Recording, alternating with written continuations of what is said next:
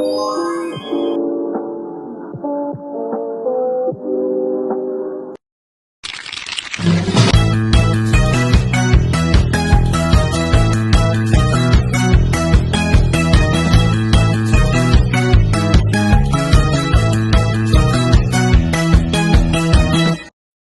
few moments later.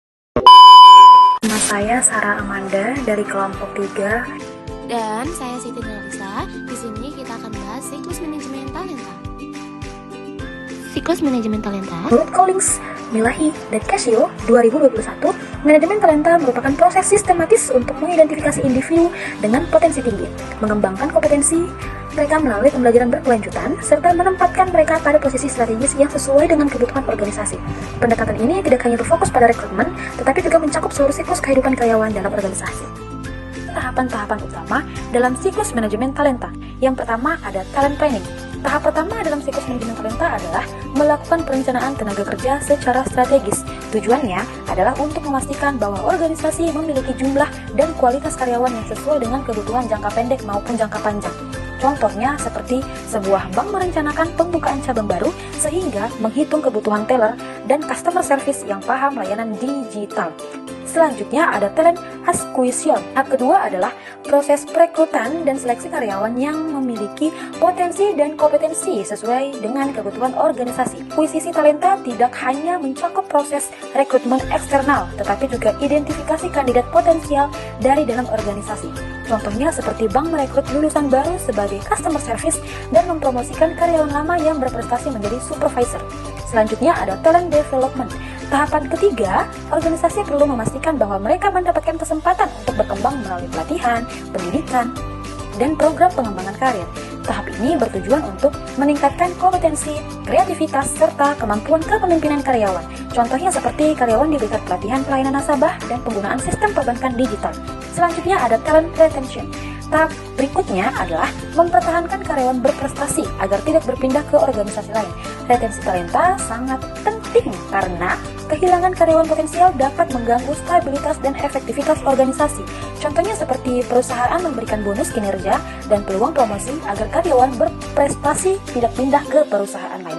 Selanjutnya ada succession planning. Tahapan terakhir dalam siklus manajemen talenta adalah perencanaan suksesi, proses mempersiapkan karyawan potensial untuk menduduki posisi strategis di masa depan.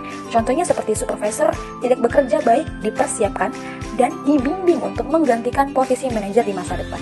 Selanjutnya ada peran siklus manajemen talenta dalam organisasi. Pertama, menjamin ketersediaan SDM unggul dan berkompeten. Contohnya seperti perusahaan merekrut karyawan sesuai kebutuhan dan memberikan pelatihan sehingga karyawan siap bekerja dan memiliki kemampuan yang sesuai. Selanjutnya, ada mendukung pencapaian tujuan strategi organisasi. Contohnya seperti bank melatih karyawan di bidang digital agar target pengembangan layanan online dapat tercapai. Selanjutnya, ada meningkatkan efektivitas kepemimpinan dan sukses jabatan.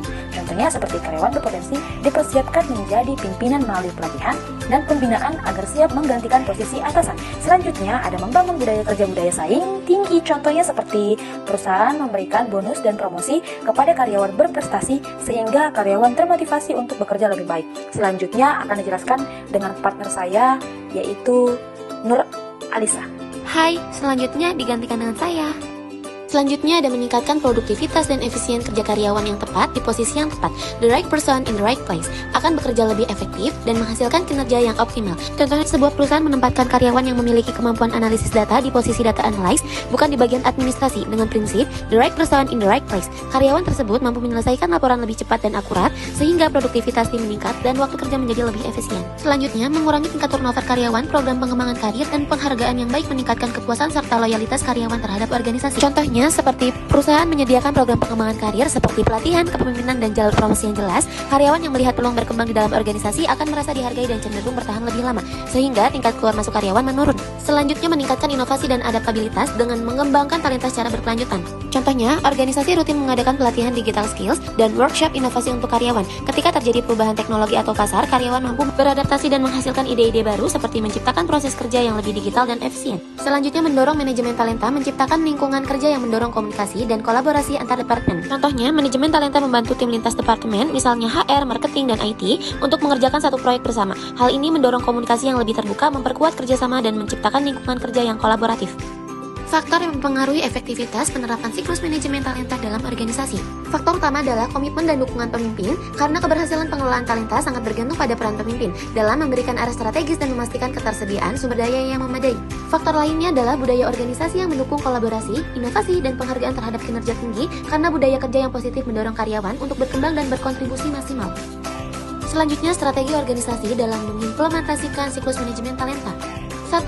Integritas teknologi digital dalam manajemen talenta organisasi. Yang kedua, pengembangan kompetensi digital dan kepemimpinan adaptif penting bagi organisasi untuk meningkatkan kemampuan digital karyawan agar siap menghadapi perubahan global. 3. Membangun budaya kerja inovatif dan sistem retensi talenta organisasi harus menciptakan budaya kerja yang agil, kreatif, dan terbuka terhadap perubahan serta memberikan sistem penghargaan dan pengembangan karir yang kompetentif agar karyawan berpotensi tinggi tetap loyal dan termotivasi. Selanjutnya, studi kasus. Penerapan manajemen talenta di kementerian telah menunjukkan keberhasilan dalam mengelola ASN secara profesional melalui sistem merit yang berbasis pada kualifikasi, kompetensi, dan kinerja. Kebijakan yang diterapkan melalui PMK nomor 60 PMK 01 2016 dan PMK nomor 160 PMK 01 2017 telah membentuk kerangka kerja yang jelas mulai dari identifikasi hingga evaluasi talenta. Namun, masih terdapat tantangan seperti potensi penyalahgunaan wewenang yang perlu diantisipasi melalui penguatan nilai integritas, transparansi, dan akuntabilitas. Oleh karena itu, integrasi manajemen talenta dengan konsep SMART ASN menjadi penting untuk menciptakan ASN yang tidak hanya kompeten dan berintegritas, tetapi juga adaptif, berwawasan global, serta siap menghadapi tantangan birokrasi modern. Sekian presentasi kami hari ini. Terima kasih atas kehadiran dan perhatian Anda. Apabila ada pertanyaan, kami persilakan.